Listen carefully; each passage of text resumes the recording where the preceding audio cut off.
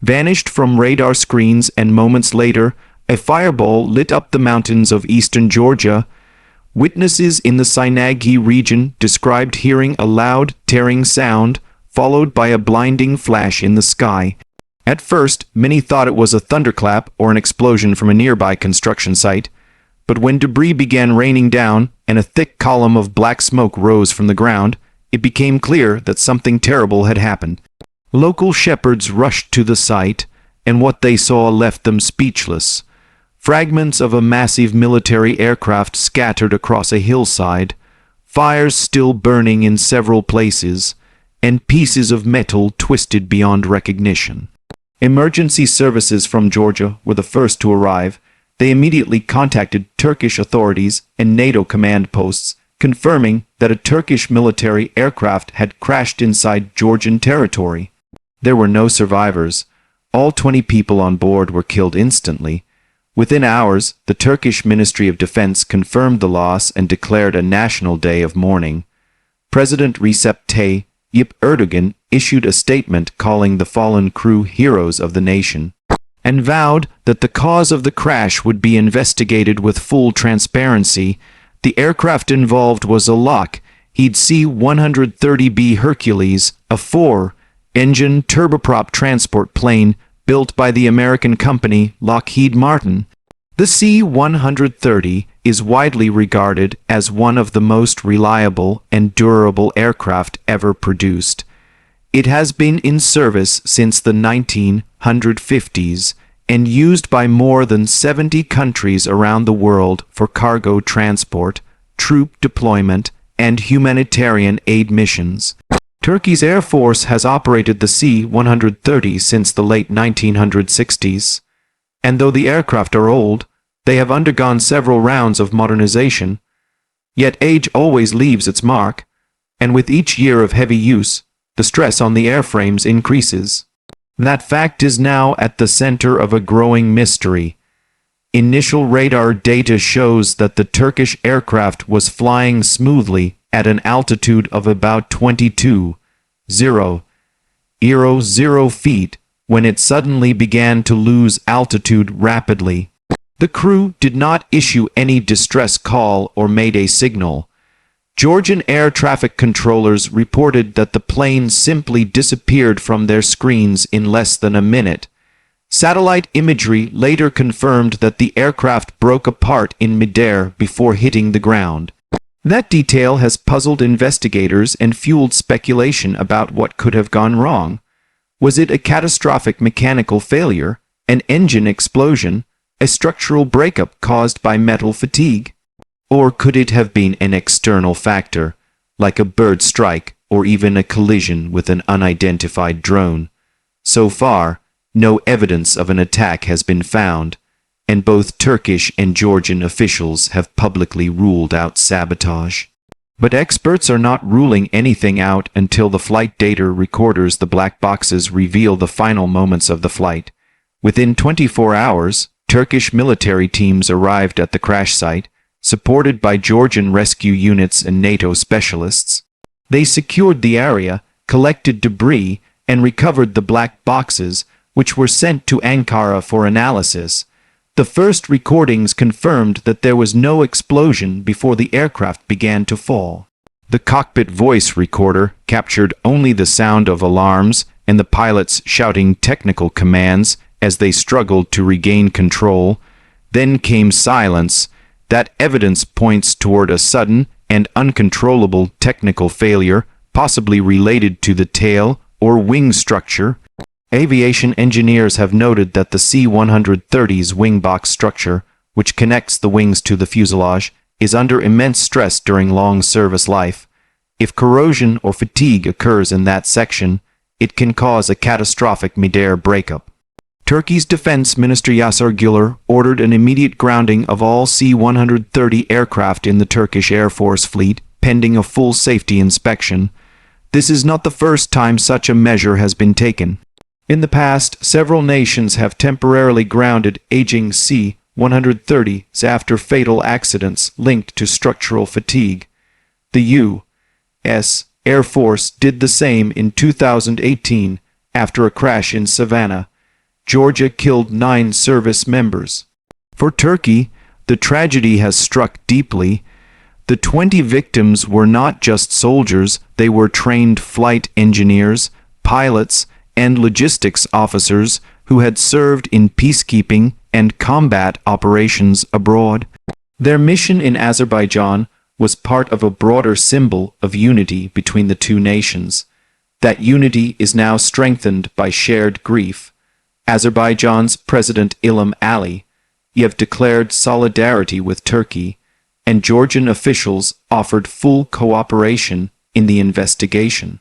At the crash site, villagers placed Turkish and Georgian flags side by side. The scene of the wreckage, a blackened slope dotted with twisted metal, has now become a place of silent mourning. Families of the victims were flown to Ankara Air Base for a state ceremony. The coffins, wrapped in Turkish flags, were lined up on the tarmac as the national anthem played, and military jets flew overhead in a solemn formation. The president and top military officials saluted the fallen as family members wept and embraced one another. In his speech, President Erdogan promised that no question would remain unanswered about the cause of this disaster. Meanwhile, aviation analysts around the world are studying the details of the crash. The C-130's design has proven itself over decades of service, but maintenance standards and spare parts availability have become concerns for many air forces still operating older variants. Experts suggest that Turkey's C-130B models, built in the early 1960s, might have reached the end of their safe operational lifespan. Even with periodic overhauls and upgrades, the core structure of these aircraft remains old. Investigators are also examining whether the aircraft was carrying a heavy or unbalanced load that could have affected its center of gravity during flight. Eyewitnesses reported seeing a part of the plane detach before it began spinning downward, possibly a wing section or engine component. Such an event could have rendered the aircraft uncontrollable within seconds. Weather conditions on the day of the crash were relatively calm, with no major turbulence or storms reported. That further reinforces the theory that this was a mechanical or structural failure rather than a weather-related accident. Another angle under investigation is maintenance quality. According to internal sources within the Turkish military, the aircraft had undergone a scheduled inspection in mid-2024 and had logged nearly 12,000 flight hours since its last major overhaul.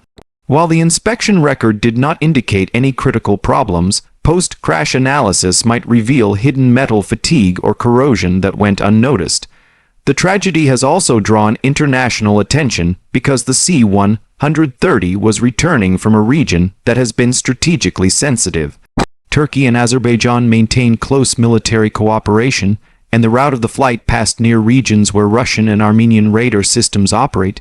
This has led to unverified online rumors about possible electronic interference, but officials have found no supporting evidence. NATO officials in Brussels expressed condolences and offered to share technical expertise with the investigation team.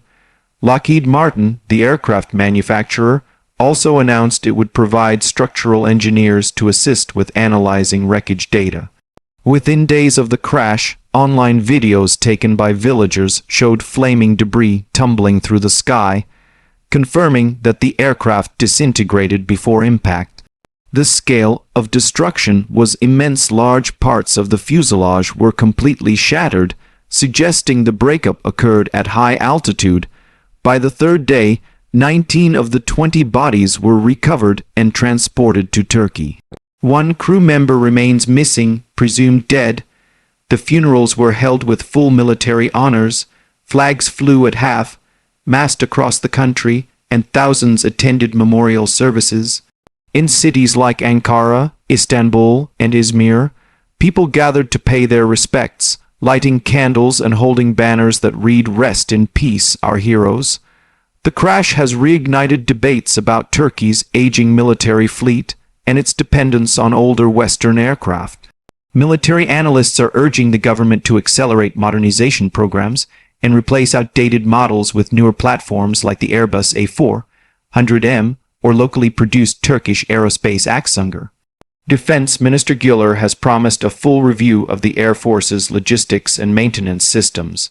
Behind the technical investigations lies a deeper emotional truth, the pain of loss and the questions left behind.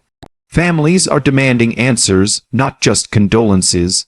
They want to know whether their loved ones were flying an aircraft that should have been grounded long ago.